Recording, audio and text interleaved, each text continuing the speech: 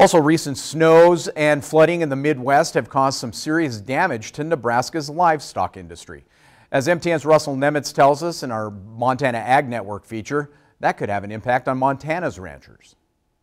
The hard part about this, different than a hurricane or a tornado, it might be 2, 3, 4 weeks before people can assess the true nature and total amount of their damages. Like so many others, the flooding devastation for Nebraska's cattle industry is real.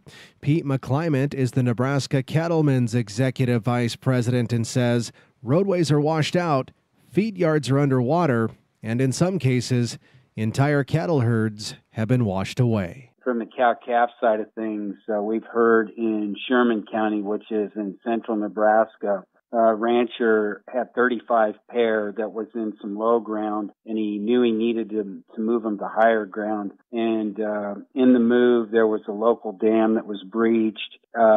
He lost all 35 pairs. Montana is one of the great export markets for feeder cattle, and the Montana Stock Growers Association's Executive Vice President Jay Bodner says the flooding and devastation to Nebraska's cattle feeding industry will have an impact on Montana ranchers. We're going to see those impacts of those feedlots that have been devastated by these flooding events. They're not going to be able to potentially take cattle. Those feedlots have maybe just been wiped out.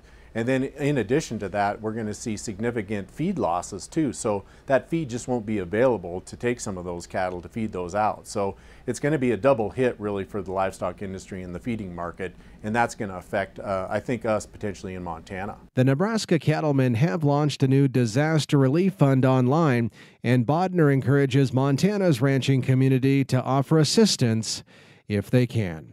In Billings, Russell Nemitz, MTN News. Some staggering numbers, by the way. Early loss estimates provided by the Nebraska Department of Agriculture already show $400 million impact to the state's livestock industry. And it's not over yet. No, not by a long shot. We're going to shift